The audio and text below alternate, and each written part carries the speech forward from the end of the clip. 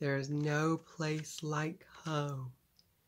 Wait, if you're telling me I had the power to return home all this time just by tapping my feet and repeating there's no place like home, why the heck didn't you tell me that the very millisecond I landed in Oz, you big goody two-shoes? I had to go on a epic journey, almost got killed by a witch because of you. Now, Dorothy, take it easy. You know what? You're even worse than the Witch of the West for not... You know what? You're even worse than the Witch of the West for withholding this crucial information on me. I just want to throw a bucket of water over you, too.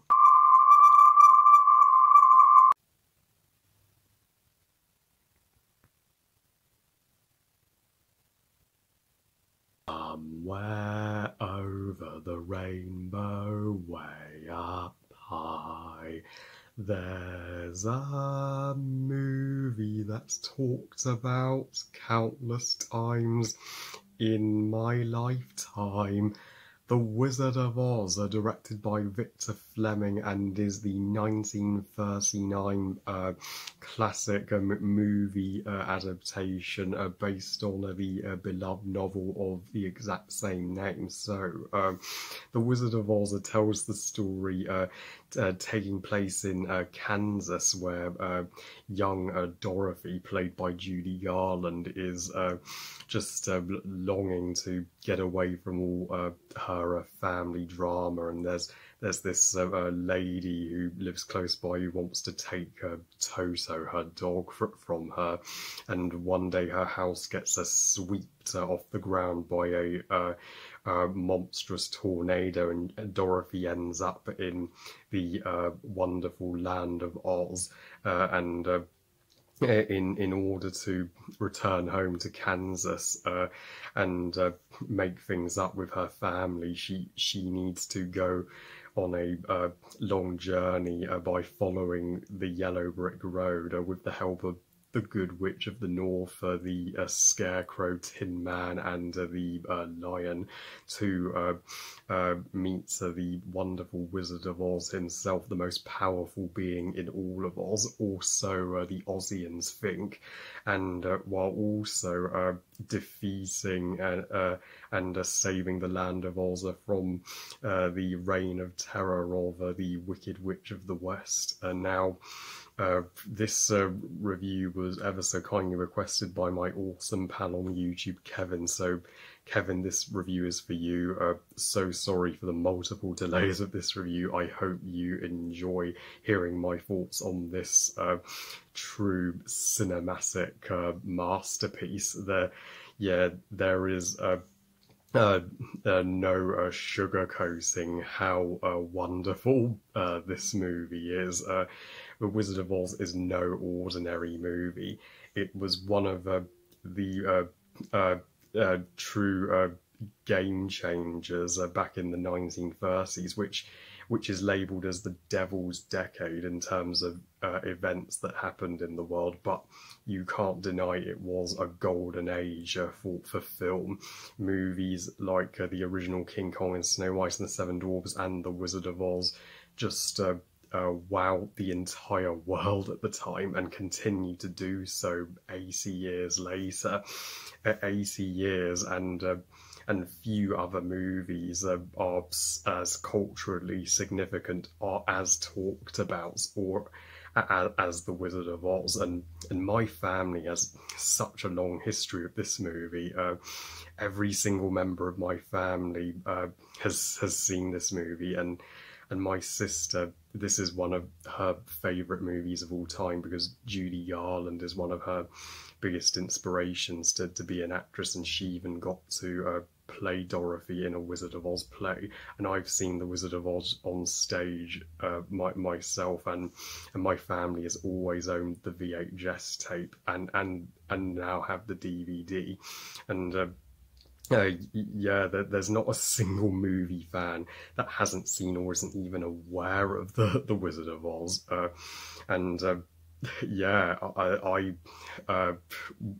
totally include this movie on in my top 20 favorite movies of all time, at least. How they made this movie back in 1939, in the infancy of filmmaking, with without the technology and CGI that they have today, and yet so they made Oz look as vast in scope and as colourful and charming as they did, all with painted backgrounds and sets. So it's still looks one of the most enchanting and magical and beautiful movies of all time. It looks like, a masterful painting that's come to life. So yeah, and this is maybe the first movie to ever include both a combination of black and white and Technicolor footage. I mean, the transformation from black and white in the Kansas scenes to the color in the Oz scenes totally helps the viewer identify which is Kansas and which is Oz, and both colors, really showcase what Dorothy, our protagonist, is feeling. Kansas, with its more grey look, is very much reality, and Oz is, that escapism fantasy world that Dorothy longs to go to, and the changing colour of the horse in the Emerald City scene. I mean, yeah, how they had the patience to paint the horse a different colour at the time. I mean, I totally applaud the filmmakers for making this movie look as gorgeous as it does, and I'm sure audiences back in 1939, when they first saw it in the cinema, must have had the same jaw-dropping reaction to this movie as they did to, the visuals of as moviegoers back in 2009 would have done to seeing the visuals in Avatar, which was 70 years after this movie. Back in my history class at school, we had a lesson where we watched the tornado scene in The Wizard of Oz to get a look at classic 1930s special effects, and it was the best history lesson ever. I just wanted to follow the yellow brick road back to 1939 just to see behind the scenes how they did that scene. There was one difficulty during production. Sadly, the actor who portrayed the Tin Man had an allergic reaction to the makeup on his face, so he had to go to hospital to recover, and they replaced him, though no footage of the replacement actor was ever shown in the final version of the film. But luckily, the Tin Man actor was okay. But the visuals are not the biggest accomplishment of this movie. This is one of the most empowering fantasy movies ever made, and it helps you to realise, you can do great things even when you don't realise this, and it teaches you to treasure your home and your family. That's what Dorothy realizes when she thinks at first running away is the only option, but she realizes that her family back at home still love her, and they would be heartbroken if she did stay away for too long, and I think it's debatable whether Oz is real or just a dream that's happening inside her head. And, well, to quote Dumbledore, maybe it is happening inside her head, but why does that mean it's not real? But Dorothy is one of the very first great heroines for all young girls to idolise, and Judy Garland, I mean, there will never be a better Dorothy than Judy Garland. End of story. And how they made her look younger than she was with just makeup still astonishes me.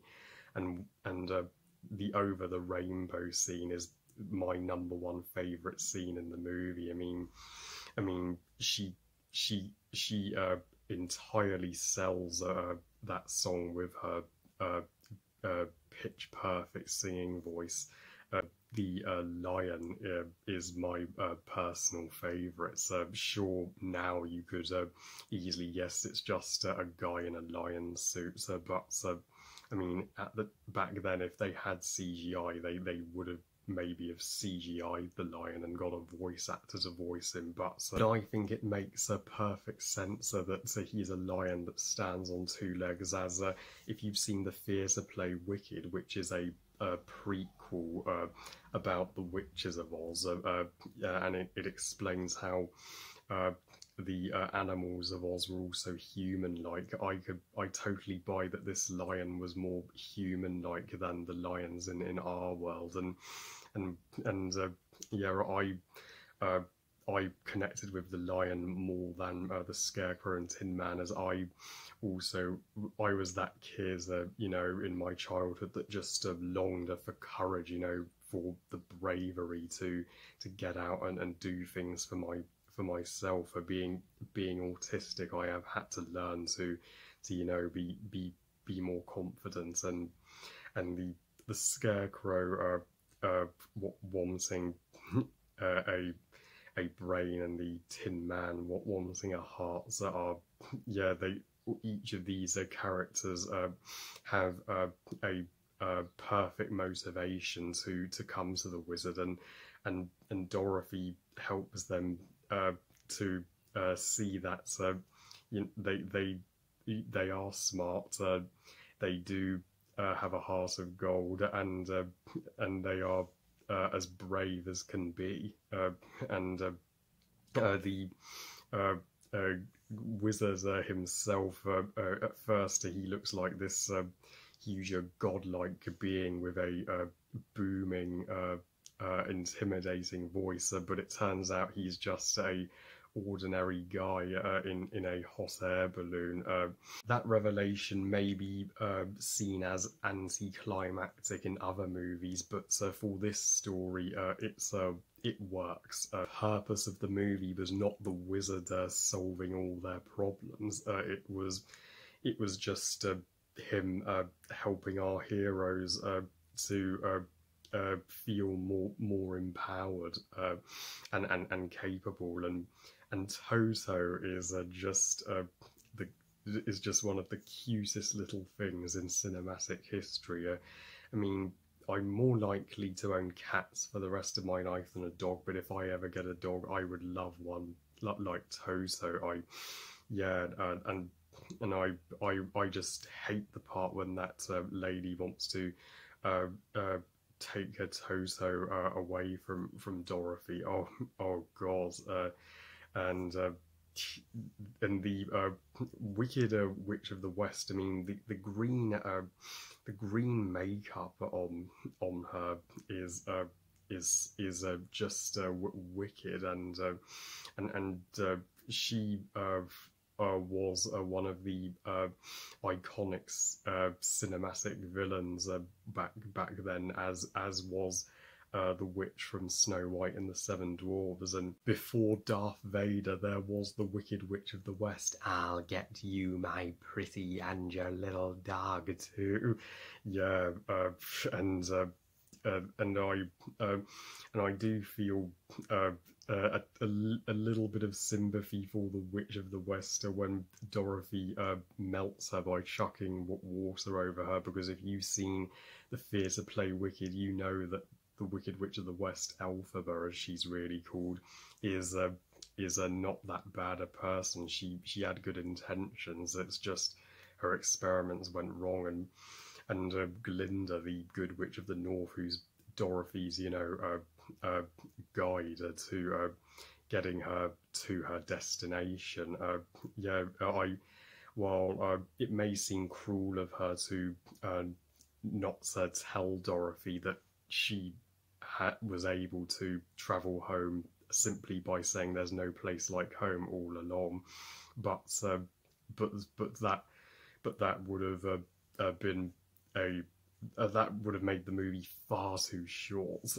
Munchkins are rather sweet. I'm blown away how they built that many costumes for the Munchkins to film the scene in Munchkin Land, and the songs from Somewhere Over the Rainbow, the go-to song in this movie for me, from We're Out to See the Wizard, the wonderful Wizard of Oz. He is a whiz ever a whiz there was, because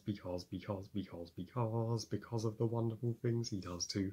If only I had a brain, if only I had a heart. And though the only song that I dislike is the Ding Dong, the Witch is Dead. That song is just disgusting. Other than that, the soundtrack for The Wizard of Oz is so lovely and totally magnificent. One of the greatest scores, with some of the greatest songs ever composed for any motion picture in general, and they help the Land of Oz to feel like one of the most welcoming, warm, and happiest fantasy worlds to step into.